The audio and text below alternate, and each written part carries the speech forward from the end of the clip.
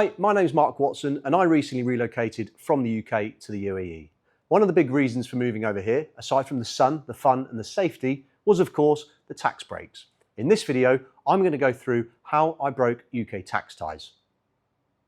Okay, so before we dive in, a quick disclaimer. I'm not a tax advisor, and what you're about to see in this video is based on information I gathered from the advice that I paid for. So I would always recommend, no matter where you are or where you're coming from, UK or otherwise, please always seek your own professional advice before making any huge decisions such as moving yourselves and your family to another country.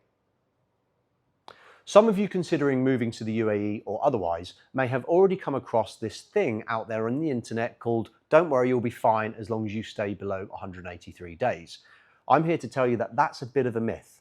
It doesn't apply to everybody. It all depends on your ties, and depending on your ties can reduce your threshold significantly, even down to as low as 15 days.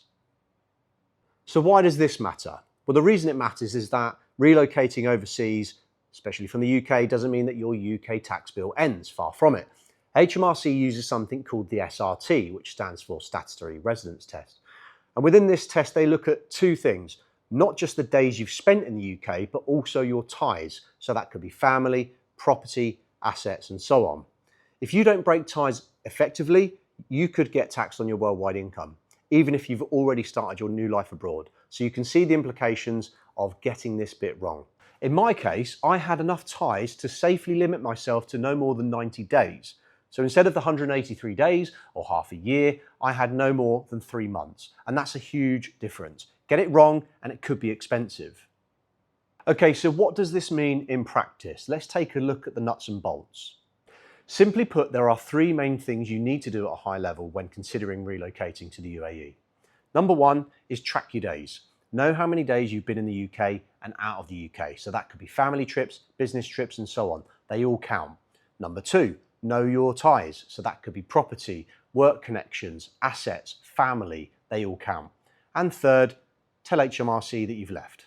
There's a form, the P85 form, and on the self-assessment, there's another section that you can detail in there as well. So that's the big picture.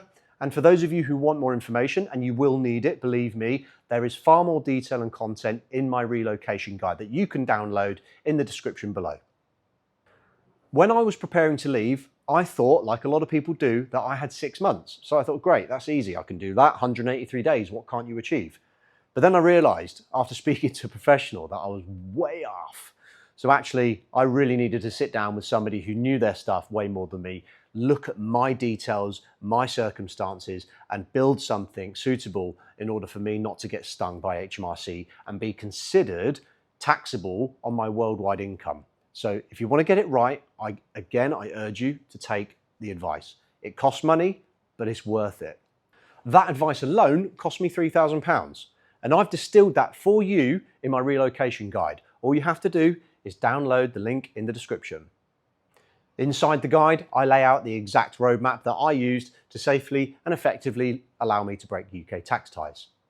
And look, tax is just one thing that I cover in this guide. And yes, it's a juicy subject. But actually, within the guide, you'll find things like how to relocate your pet, how to set up a business, how to find a property, what about driving over here, all the practical things about living in the UAE and what to expect. As well as that, I go into things about schooling, finding business consultants, and better still, the links to these individuals and specialist advisors that I've used is in the guide. And if you reference my name, I'm pretty sure you'll get a discount.